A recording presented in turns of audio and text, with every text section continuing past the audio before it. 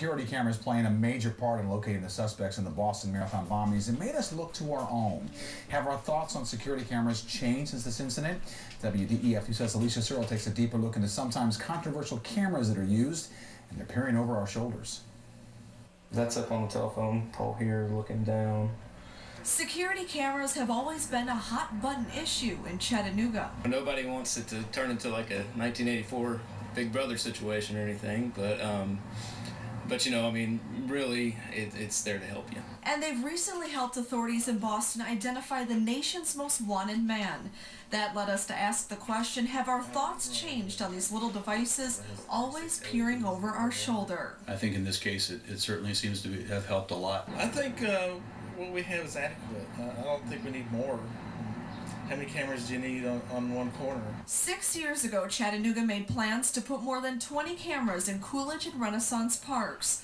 They were programmed to send out alerts when there's certain activity in the area. You guys heard gunfire on the walking bridge? Well, unfortunately, bad things happen, and you know, cameras help prosecute criminals. And they've helped prosecute here in Chattanooga. Some say the $400,000 investment was well worth it and continues to be, especially for events drawing huge crowds like Riverbend. I just think it's good to have vigilance of whatever type, be it cameras. There are certainly more eyes on us now than ever before, but now many are wondering if recent events will add quite a few more. In Chattanooga, Alicia Searle, WDEF News 12. Now, Chattanooga police officers and downtown supervisors have access to the security cameras. Mayor Burke's office has not commented on if extra cameras and security measures will be used in the future. Well, there could soon be more armed people inside Tennessee schools. Lawmakers approved a proposal that would allow the people with police training to be armed in schools. It also would allow schools to hire retired law enforcement officers after they meet certain requirements, such as completing a 40-hour school security course. Information about which teachers are armed and which schools allow the guns will only be known by law enforcement. Governor Bill Haslam is expected to sign that legislation. A Cleveland man and a woman from Alaska are in custody tonight. It's in connection with the stabbing of two women outside of Cleveland Bilo. It happened just after 9 p.m. last night. WDEF News 12's James Mahan shows us exactly what happened in Cleveland. Nathan Goforth and Melissa Dawn Patterson are being held by Cleveland police tonight after a tip-off led to them being traced here to Whitewater Lodge just after 1 p.m. Stabbing Miss Thomas in a swinging motion, so she attempted to intervene during that altercation, and he turned around and stabbed her.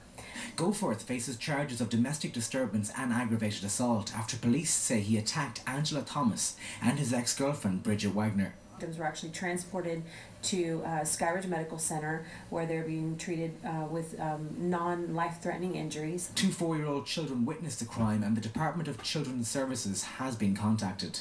Shoppers at Bilo off McGrady Drive are still in shock. Walk out in your parking lot and you're going to get stabbed. That's kind of shocking, very shocking. It makes me sad that people would stoop that low to do something like that to ladies in children. It surprises me that it happened here at Bilo's, but then the way everything is happening in this world today, nothing surprises me anymore. A family friend told News 12 that the children, while scared and upset, were safe and being taken care of. In Cleveland, James Mahan, WDEF News 12. Goforth has more than a half a dozen charges dating back to 1999. That includes charges for vandalism, robbery, and theft. Gunfire in a Saudi Daisy residential street led to a high-speed chase with police Wednesday night, and teenagers are now being held responsible. WDEF News Source Megan Wise has more on the shots fired and neighbor reactions as we cover Saudi Daisy. Neighbors heard a sound they thought was a firecracker, but ended up being gunshots. Well, we was sitting in the living room, and her sister come in, and the car followed them from the gas station, and they went down there and turned around and come back. The victims that had been shot at on Hemlock Street called 911, jumped back in their car and began following the suspects. Saudi Daisy Police Department said the vehicles were driving recklessly at speeds up to 110 miles per hour until officers were able to pull them over on Highway 111. I think it's pretty bad that violence is just so open on the street, you know. No regard for just shooting through a car. Could have been a kid in it. You know, this is that end of the street has several kids that lived on that end of the street. I know. The neighbor, who wanted to remain unidentified for the safety of his children, said this needs to stop. It's just not right, you know, for the kids' safety. They got grandkids across the street. I mean, this is a residential area. There's kids all over. There's kids over here playing every day. 18-year-old Shane McCaleb has been charged with 3 counts of attempted murder and unlawful possession of a firearm.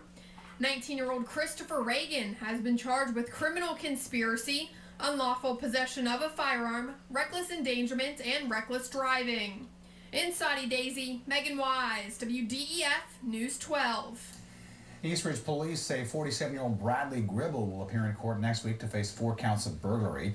He's been in custody since April 11th as officers search for another suspect in the break-in at Fresh Word Ministries Church in Ringgold Road.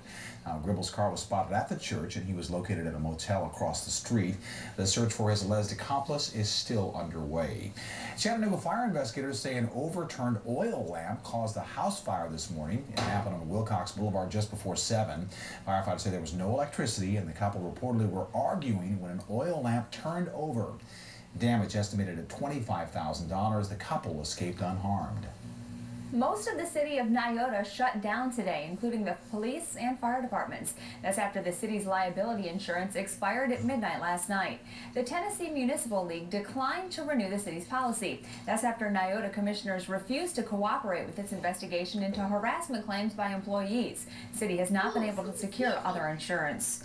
Governor Haslam wants people to reserve judgment about an FBI raid on his family's Pilot Flying J truck stop chain. An affidavit unsealed yesterday alleges members of the Pilot sales team withheld rebates for trucking companies. It was allegedly to boost company profits and their own commissions. A Pilot employee told investigators CEO Jimmy Haslam, the governor's brother, was aware of the scheme. Today, he said he hasn't done anything wrong and is not stepping aside. But Bill Haslam released a statement. It says he continues to have absolute faith in his brother's integrity. Now, your Storm Team 12 24-hour forecast. Still a few clouds around, but skies will clear on out through the overnight. Here's a look at that. Quick look at our future cast. The weekend is here, and all that rain is now well to our east, and we're going to be in really nice shape as we head through the overnight and through much of your Saturday, as temperatures are going to be on the chilly side. It is cool right now, so stay bundled up. In fact, we have a frost advisory, so if you have that tender vegetation, either cover it or bring it in, and we'll have lows into the mid and upper 30s with tomorrow's highs back into the 60s. A local family receives the Congressional Gold Medal posthumously. We'll tell you why next.